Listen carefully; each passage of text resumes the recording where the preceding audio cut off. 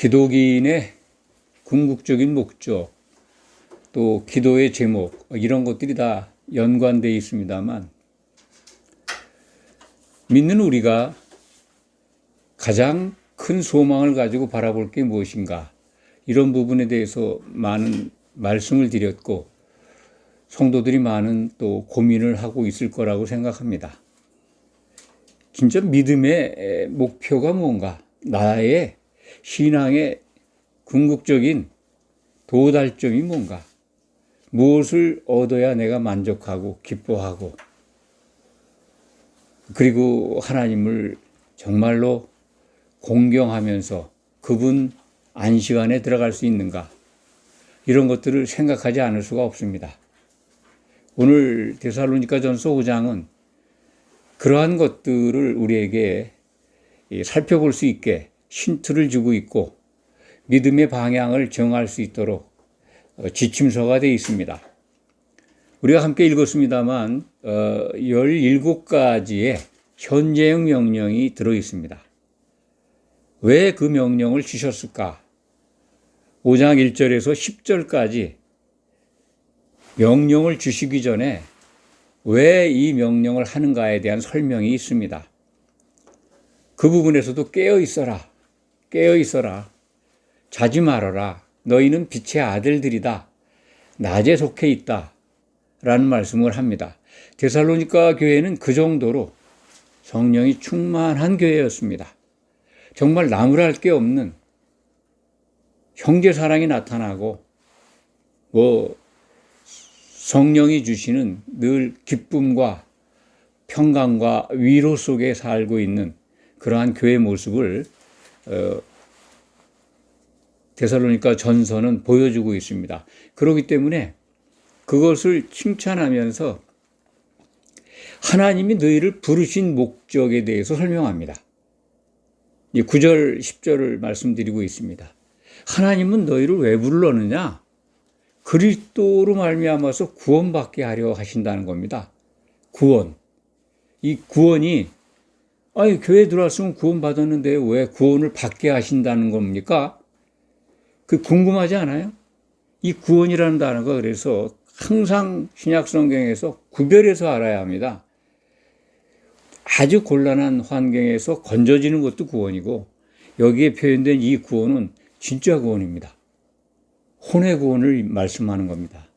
교회에 들어온 성도들이 믿음의 목적을 달성했을 때 받는 거.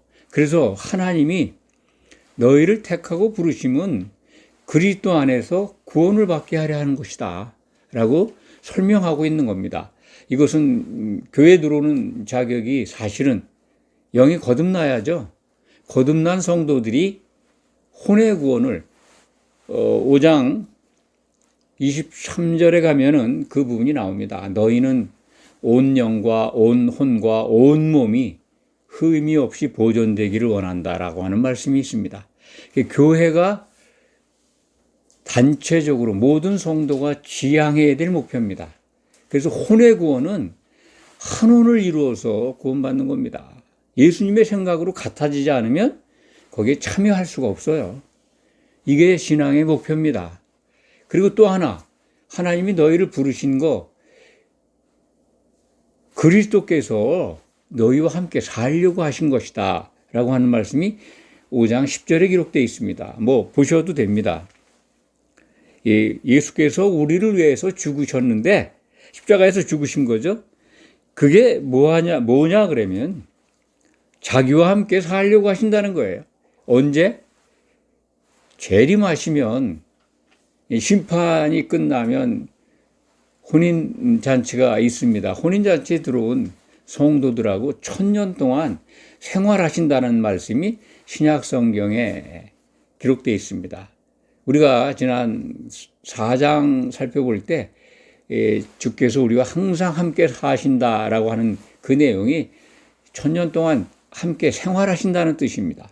정확하게 헬라말을 적용한다면, 그래서 구원받게 하려는 것이고, 10절에는 예수님이 십자가에 죽으신 이유는 우리와 함께 살려고 하시는 것이라는 겁니다. 그 함께 사는 조건, 그걸 충족하려면 11절 이하 22절까지 17가지 현재형 명령을 지키라는 겁니다. 이 헬라 말에서 이 현재형 명령은요, 쉬지 않고 그냥 계속 죽을 때까지 하는 겁니다. 뭐 명령문이 이제 과거형으로 되면 한 번만 하라는 어떤 문법 법칙이 있다고 그럽니다. 헬라 말에. 근데 현재형 명령, 진행형 명령은 주님 오실 때까지 계속돼야 되는 명령입니다. 그러니까 이게 얼마나 어려워요. 찾아보면. 뭐 이거 쉬고 보면 17개인지 18개인지 뭐 16개인지 잘 분간은 안 갑니다만 헬라 말 이 명령문을 헤아리니까 17개다. 이렇게 확인되고 있습니다. 그래서 11절 1절에 보면 앞부분만 제가 설명을 드릴게요. 피차 권면해라. 서로 덕을 세우라. 13절에는 서로 귀히 여기라. 너희끼리 화목해라. 이런 것들입니다. 그리고 뭐 14절에는 게으른 자들을 권계해라. 또 격려해라. 힘이 없는 자들 붙들어주라. 오래 참으라. 악으로 악을 갚게 하지 말아라. 그 다음에 항상 선을 따르라. 16절, 17절, 18절 굉장히 유명한 말씀이죠. 항상 기뻐하라. 쉬지 말고 기도하라. 범사에 감사하라. 이건 뭐 표어로 많이 사용합니다만 어쨌든 이러한 것들이 다 더하면 17가지인데 그 중에 제일 중요한 게 뭘까요? 17가지를 다 의식해가면서 지킬 수도 있습니다. 그렇지만 그렇게 의식해서 이거 해야지 저거 해야지 그러지 않아도 가능한 방법을 하나님은 주셨어요. 그게 뭐냐면 19절에 나와 있는 성령을 소멸하지 말랍니다. 오늘 여러분들에게 드린 말씀이 바로 이 말씀입니다. 성령을 소멸하지 마라. 성령이 소멸한다는 거예요. 성령 그냥 내가 받으면 그걸로 끝인 줄 알았는데 저 목사님 무슨 말씀하십니까? 라는 그런 의구심을 갖는 분들도 있을 겁니다. 그렇지만 그렇지 않습니다. 예수님이 심판에 관한 말씀을 비유로 설명하신 이 성경 말씀이 있습니다. 마태복음 25장에 기록된 말씀입니다.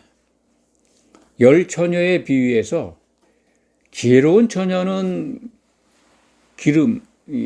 등에 기름을 준비했는데 미련한 처녀는 기름을 준비하지 않았습니다.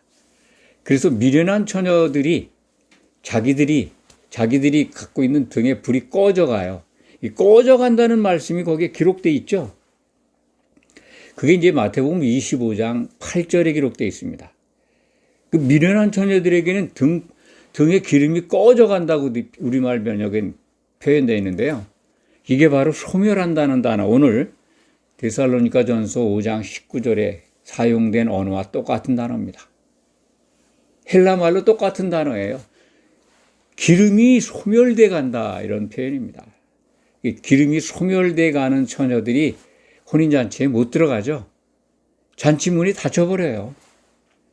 그리스도께서 오실 때 그 심판대에서 탈락한다는 겁니다. 그래서 교회에 주신 명령, 데살로니가 교회에 보낸 편지, 성령이 충만한 상태에 있는 교회입니다. 거기에 속한 성도들에게 사도가 미래가 걱정이 돼요. 성령이 소멸해 갈 텐데 그거 소멸하면 안 되는데 해서 주신 명령들 가운데 17가지 가운데 이 19절에 성령을 소멸하지 말라. 그렇다면 우리가 이 명령을 받고 있습니다. 그 교회에만 주신 것 아니잖아요. 신약시대의 모든 교회 성도들에게 성령을 소멸하지 말라는 명령이 지금도 진행형으로 주어져 있고 우리는 그것을 따라야 합니다. 성령이 소멸하면 큰일 납니다. 정말 성경 지식 다 몰라도요. 오늘 이 말씀만 기억하면 됩니다. 그러면 어떻게 해야 성령이 메마르거나 소멸하지 않지? 라고 하는 것에 대해서 궁금히 생각하게 되고 성경을 찾게 되고 그리고 기도하게 됩니다. 신약 성경에 답이 있습니다. 요한복음 7장 37절에서 39절 말씀을 기억할 겁니다. 명절 끝날에 장막절이죠. 예수님 공생의 기간입니다. 누구든지 목마르거든 다 내게 와서 마시라. 목마르거든 내게 와서 마셔라. 그러면 참 배에서 생수가 샘솟듯이 흘러날 것이다. 그런데 사도 요한은 그 말씀을 자기 해석을 달아놨어요. 물론 성령의 도우심으로 기록했겠죠. 예수님이 말씀하신 생수는 주님이 장차 보내주실 성령을 가리켜 말씀하신 것이다. 그런데 아직 예수님이 영광을 받지 않으냐 하셔서 그들에게 성령이 내리지 않았다라는 걸 설명하고 있습니다. 요한복음 7장 39절의 말씀이거든요. 목말라야 생수를 마실 수 있어요. 그래서 성경에서는 이제 이 성령을 생수, 생명수라고도 표현하고 요한 1서 2장에는 기름으로 아주 구체적으로 설명하죠. 기름 부음 받은 너희는 모든 걸 생각나게 하신다. 기름이라고 하는 것, 성령을 지칭합니다. 그래서 기름 부음 받았다 그러면은 성령 세례 받았다 하는 말씀과 동일한 말씀입니다. 이 성령이 소멸하지 않으려면 일단 목이 말라야 합니다. 목이 말라야 생수를 찾죠. 그 목이 마르기 전에 뭐가 있어야 될까요? 거듭나는 겁니다. 복음에 대해서 은혜로 발걸음을 세상 속에서 복음으로 전환시키는 거죠. 교회에 들어와 있는 분들은 그래서 일반적으로 성경의 기준에 따라서 교회의 지체가 됐다면 거듭난 걸로 이해를 합니다. 그런 분들이 교회에 모여서 예배 드리는 겁니다. 영이 살아났죠. 그런데 그분들이 목이 마른 분이 있고 목이 안 마른 분이 있습니다. 목이 말라야 성경 보는 겁니다. 성경을 본다면 반석이신 예수님께 달라붙은 겁니다. 참 포도나무에 가지가 돼 있는 거죠. 그럼 붙어 있으면 나무에 뿌리가 뽑아 올리는 생수를 마실 수 있잖아요. 그것이 목마른 자들이 예수님께 와서 마시는 거거든요. 마신다면, 지속적으로 마신다면 절대로 생수가 고갈될 일이 없고 성령이 소멸할 일이 없습니다. 이게 성령 충만한 방법이거든요. 그런데 오늘 본문 말씀에 이제 우리가 이 표어로도 사용하고 많은 사람들이 좋아하는 항상 기뻐하라, 기도하라, 범사에 감사하라 이 말씀. 오해가 좀 있는 것 같아서 제가 설명을 드립니다. 성령 충만과 관계가 있기 때문에 이 기뻐하라, 항상 기뻐하라, 쉬지 말고 기도하라 이거 반드시 있어야 합니다. 이것이 일어나려면 성령이 소멸하지 않으면 일어납니다. 하지 말라 그래도. 성령이 충만하면요 항상 기뻐하고 기도하고 있어요. 그런데 18절에 범사에 감사하라 이것이 하나님의 뜻이다라고 하는 것을 앞에 16절, 17절, 18절은 뭉뚱그려서 이 세 가지가 하나님의 뜻이라고 가르치는 분들도 있고 그렇게 알고 있습니다만 이것이라고 하는 걸 지칭하는 거는 헬라 문장에서 범사에 감사하는 겁니다. 범사에 감사하는 건 하나님이 굉장히 기뻐하신다는 거예요. 하나님의 전체 뜻이 아닙니다. 하나님의 궁극적인 뜻은요, 이런 것들이 포함된 거지만 그분의 목적은 아들들을 얻어서 찬송받는 거예요. 이기는 자를 얻는 겁니다. 그리스도 안에서. 그게 창세전에 기뻐하시면서 세우신 뜻입니다. 그게 하나님의 뜻이, 목적이에요. 그러니까 그렇게 이기는 자들이 되는 사람들은요, 항상 기뻐하고 기도하고 범사에 감사하게 돼 있습니다. 그 의식적으로 하지 않아요. 왜? 성령께서 일러주시는 대로, 이끄시는 대로 이미 이루어지고 있는 겁니다.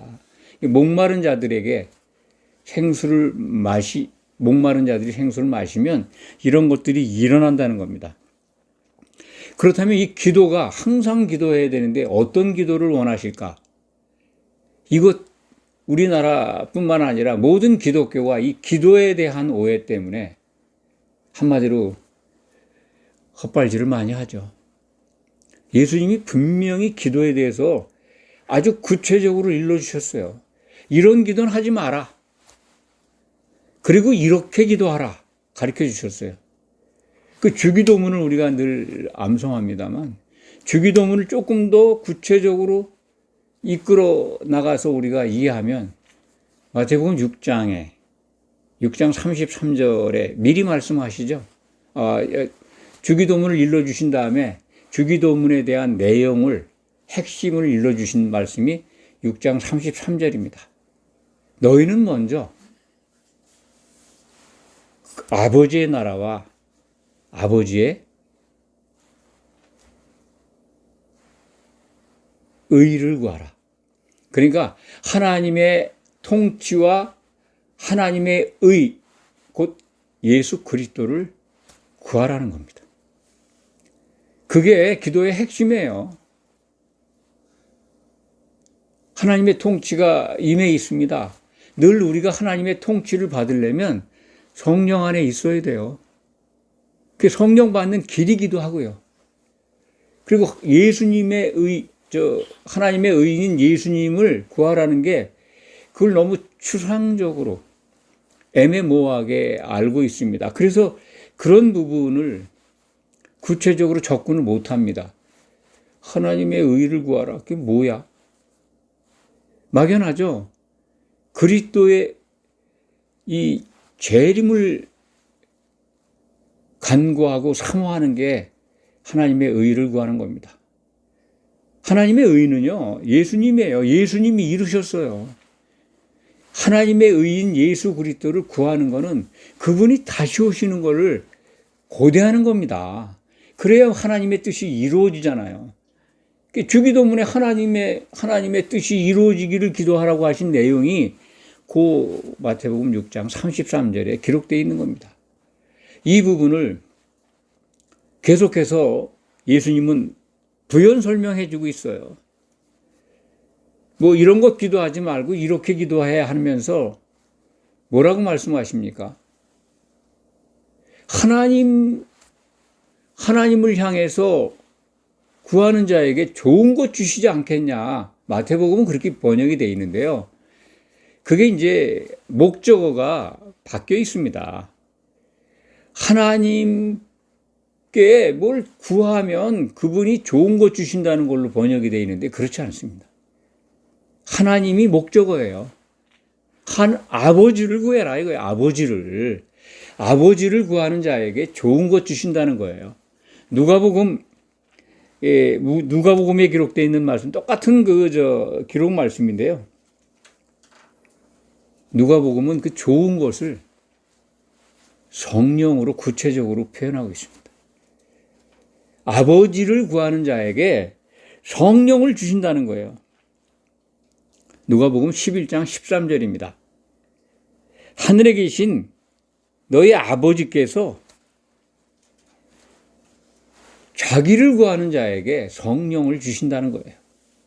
그러니까 우리의 기도가요. 오늘 데살로니가 전서 5장 이 17절 말씀과 연관해서 설명을 드리는데 우리의 기도가 항상 쉬지 말고 기도하는데 그것이 아버지의 통치와 아버지의 의를 구하라는 겁니다. 그런데 아버지의 그 통치와 의를 구하는 내용이 뭐냐면 예수님은 다시 설명해 주신 거예요. 마태복음이나 누가복음에서. 아버지를 구해라. 아버지를 구한다면, 아버지를 필요로 한다면, 아버지의 생각 속에 있는 걸 간구한다면 성령을 주신다는 거예요. 좋은 것 주신다고 표현이 되어 있지만 그게 성령 충만의 길입니다. 기도가 잘못됐기 때문에 성령이 없는 거예요. 목이 안 말라요. 왜? 세상에 있는 것 주세요잖아요. 마태복음 7장 11절인가요? 좋은 것 주신다고 우리말로 번역이 되어 있기 때문에 하나님께 구하면 아버지는 아들이기 때문에, 자녀이기 때문에 아버지가 자녀들 구하는 거 왜 안 주시느냐. 좋은 거 주신다. 넘치도록 주신다. 이렇게 가르친다는 겁니다. 다 이렇게 들으셨을 거예요. 제발 원문에 있는 거를 자세히 알려드리니까 좀 생각을 좀 바꿔보시기 바랍니다. 좋은 것 주신다는 거, 예, 맞습니다. 그 좋은 것이 누가복음 11장 13절입니다. 기억하십시오. 성령을 주신다는 겁니다. 아버지를 구하는 자에게. 잘못됐죠? 기도의 목적이. 그래서 성령을 소멸하지 않는 방법을 지금 설명드립니다.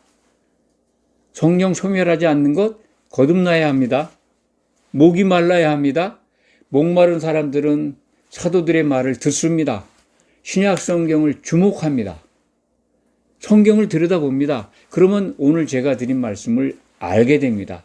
아, 내가 목말라서 사도들이 기록한 성경을 보니까 우리의 기도가 항상 좋은 것 주시는 성령을 주시고자 준비하신 아버지를 구하는 것이구나.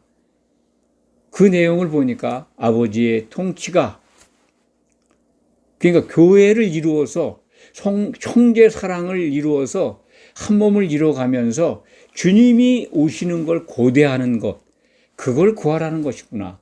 그러면 염려하지 마십시오.